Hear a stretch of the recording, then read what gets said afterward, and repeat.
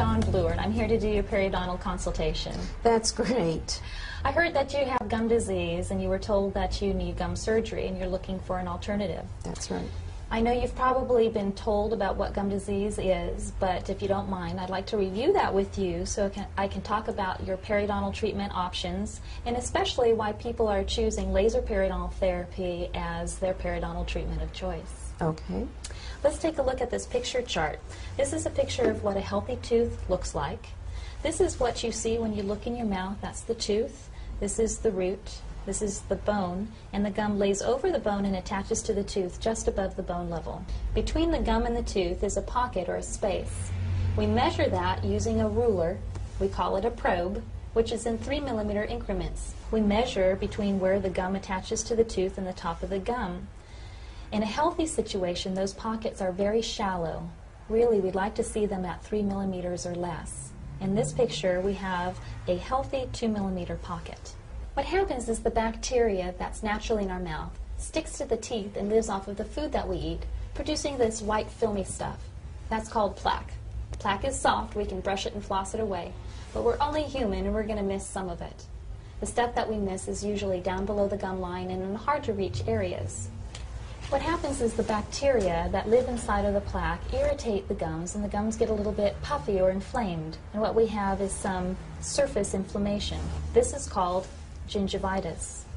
Most people have some inflammation or gingivitis going on somewhere, if not everywhere, in their mouth by the time 6 months rolls around since their last cleaning. That's why we recommend that people with gingivitis get their teeth cleaned twice a year. What happens if plaque sits there for long enough, eventually it turns hard into barnacles of calculus or tartar, same thing.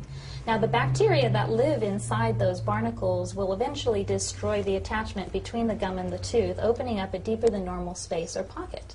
In this picture we see a 5 millimeter pocket, allowing the bacteria to then start attacking the bone too. When we have attachment loss and bone loss, this is called periodontitis. This is no longer a surface problem, it's a problem going on down below the gum line, deep below the surface. And so a regular surface cleaning really doesn't do the trick. It's just the tip of the iceberg. Now the problem with deep pockets is they're harder to keep clean than the shallow pockets are. In this picture we have a 6 millimeter pocket and more bone loss. Now the issue here is if we have a 6 millimeter pocket and the gum started up here, and we have 2 millimeters of damage at the surface, we really have about 8 millimeters of attachment loss. The reason why the gums recede is that this very inflamed tissue is easily damaged when you chew and brush your teeth. In this picture, we have an 8 millimeter pocket, a lot of bone loss, and a whole lot of recession here. Recession is very common for patients who have gum disease, but it doesn't always occur.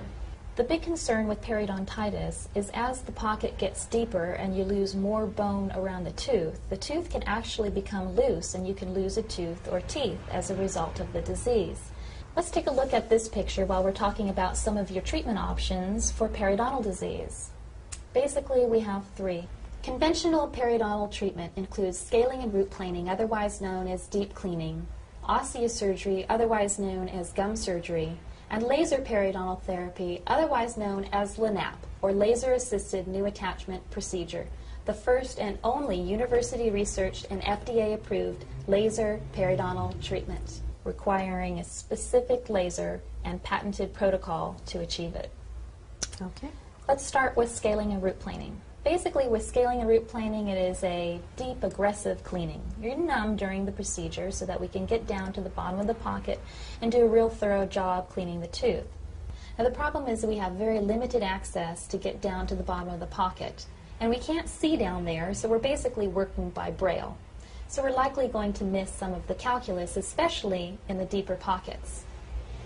Even in conjunction with the use of medication, we don't expect to see a strong fibrous reconnection or any bone improvement. If after scaling and root planing a deep pocket persists, the next conventional treatment option is to do gum surgery. Basically, if we still have a 6 millimeter pocket and we cut the gum here and take this piece away, we've left about a 2 millimeter pocket behind. The goal of gum surgery is to create shallow pockets with the hope that we can slow the progression of the disease process. Basically, it's the intentional reduction of the height of the gum, which doesn't look pretty and leaves the root sensitive to temperature and more prone to getting cavities. The problem with periodontitis is that most people don't find the treatment options appealing. And unfortunately, there is no cure. Even the laser isn't a magic wand. Like diabetes and high blood pressure, we can get you to a healthy level, but then we need to work to maintain you there with regular and frequent cleanings. Once a periodontal patient, always a periodontal patient. You can be treated, but it requires maintenance to keep you at a healthy level. And if you've had gum surgery and we've already cut the gums, if after some time a pocket comes back, well, we can't keep cutting you. Eventually we run out of something to work with. Now, the difference between gum surgery and laser periodontal therapy is basically the difference between treatment by amputation versus treatment by regeneration. With laser periodontal therapy, there is no intentional reduction of the height of the